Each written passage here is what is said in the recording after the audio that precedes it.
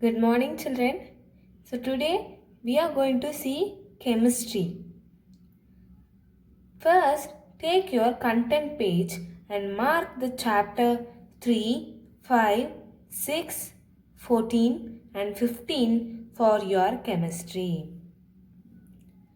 Today we are going to see chapter 13, fiber to fabric. So, have you ever been to a dress shop?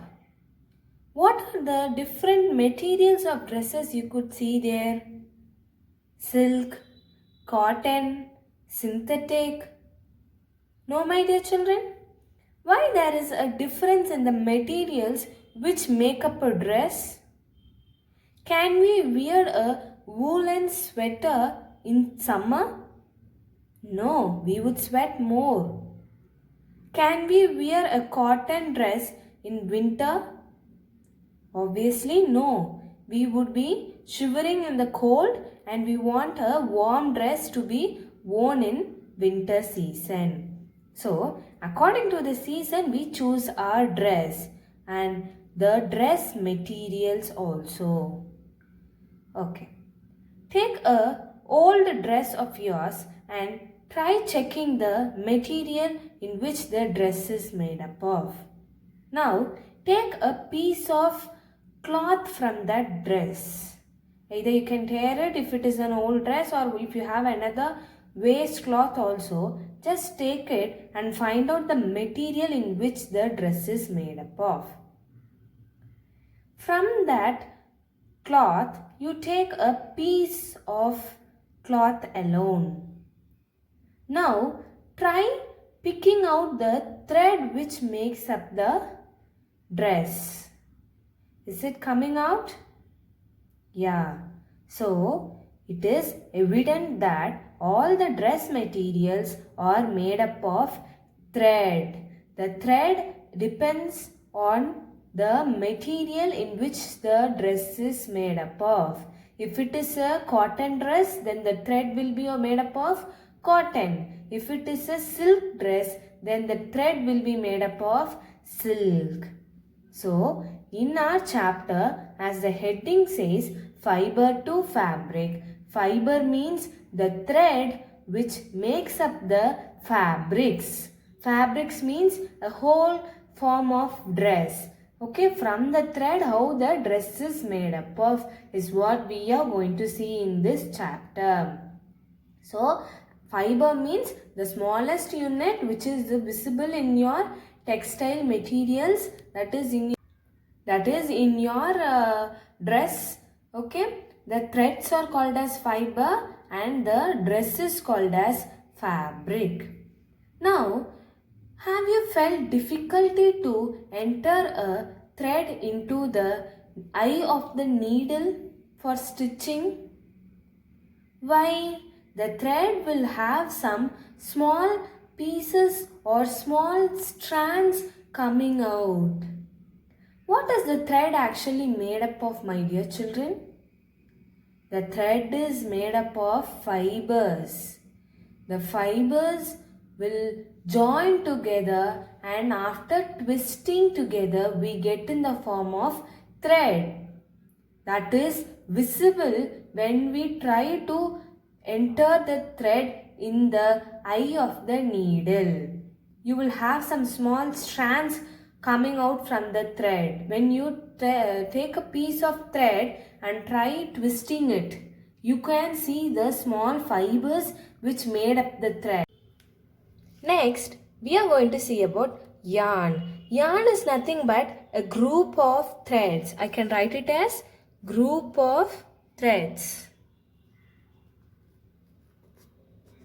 We say in Tamil as Noolkandu, no my dear, that is called as yarn. So, fiber is the thread, and when a group of threads will form a yarn, and then we will get the fabric, that is our clothes.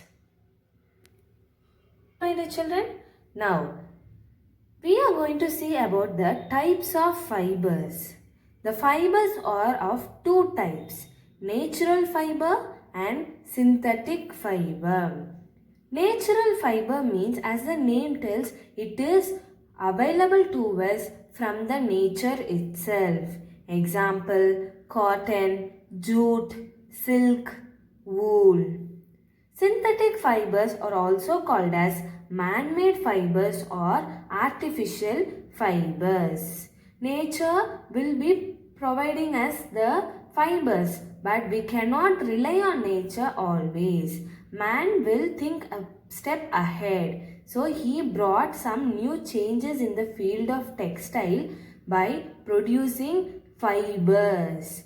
By adding chemicals to the materials, he found the new form of fibers like nylon, acrylic, polyester are examples of synthetic fibers. Okay.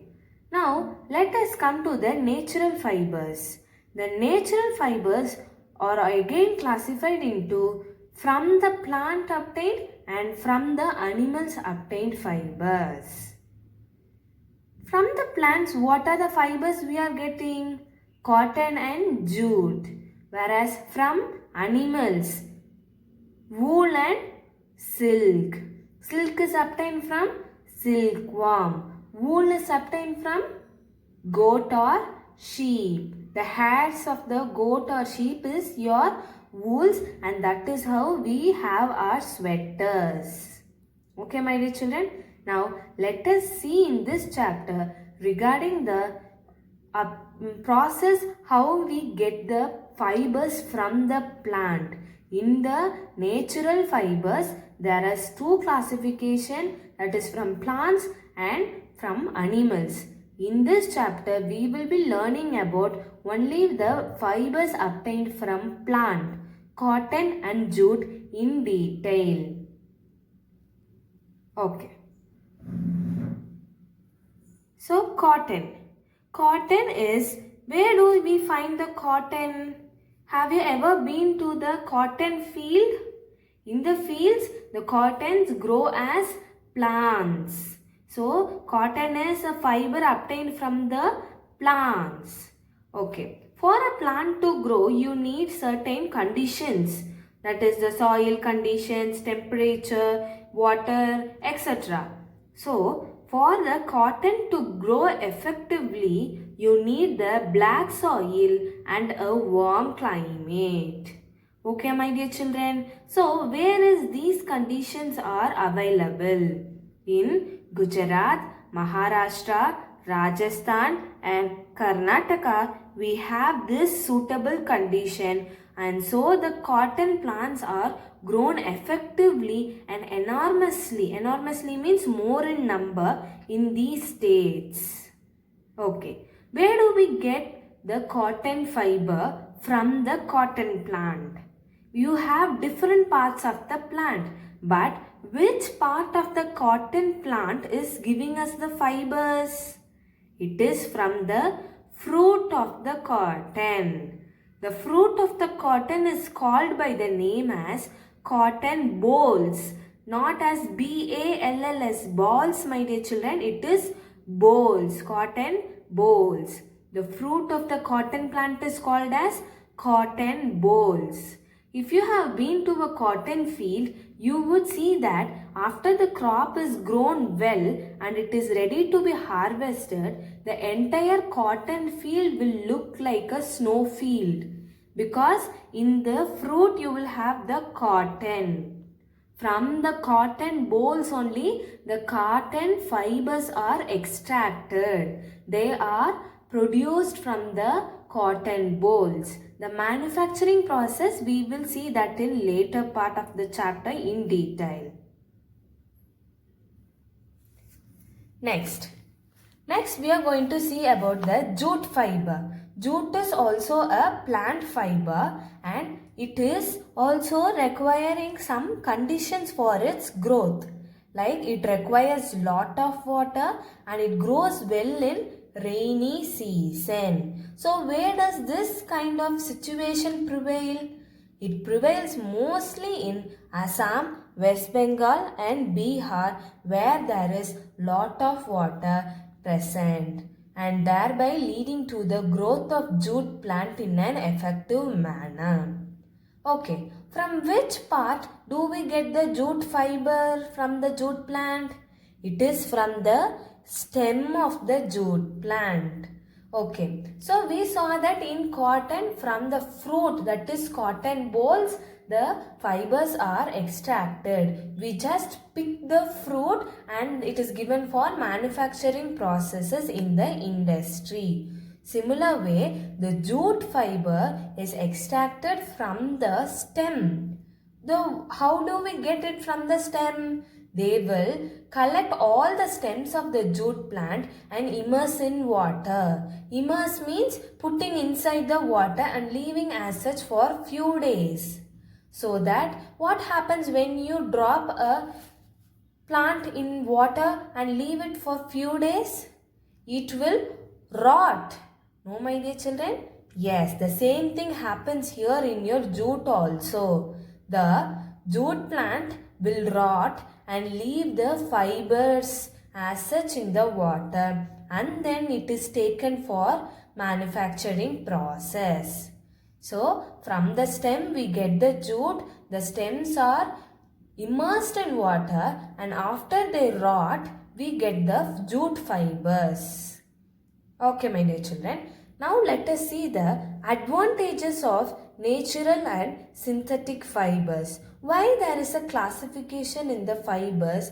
Because one may be better than the other. Let us see in what way they are better. Natural fibers will keep our body warm, and in summer season they will absorb the sweat. So natural fiber examples are cotton, jute, silk and wool. Okay, wool will make the sweaters. So sweaters will keep our body warm in rainy season, and in summer season cotton will keep our body cool and it will absorb the sweat. So these are the advantages of natural fibers. Now, advantages of synthetic fibers. Synthetic fibers are also called as man-made or artificial, which is created by the man for his purpose. So, their advantages are they are strong and they dry up quickly and they are easy to wash and maintain. No, my dear children, your polyester clothes, nylon clothes are easy to be washed and maintained and they do not fade away easily. The color of the dress will remain the same for a long time. Okay, the next point is they are wrinkle free. Wrinkle free means சுருக்கம் இல்லாதது. துணி வந்து சுருக்கம் இல்லாமல் இருக்கிறது, அப்படியே ஸ்ட்ரெயிட்டாகவே தான் இருக்கும். வாங்கினப்போ எப்படி இருக்குமோ அதே மாதிரி தான் it will remain in the same till the end. Yes, the next thing is it is not attacked by moth. Moth means it is the insects which will damage the dresses. Okay, have you seen the gunny bags? சாக்கு மூட்டையிலெல்லாம் செல் அரிச்சிருச்சு, they will tell in Tamil, no my dear children? That will not be happening in case of your synthetic fibers. No insects will attack your nylon or polyester or any kind of synthetic fiber materials. Okay, my dear children, now I have attached a video also. Please do watch that for better understanding. The remaining lessons will deal upon how the fiber is manufactured to give the fabric, the dress as the end product. What are the processes involved in it will be seen in the later part that we will continue in the next class. Thank you, my dear children.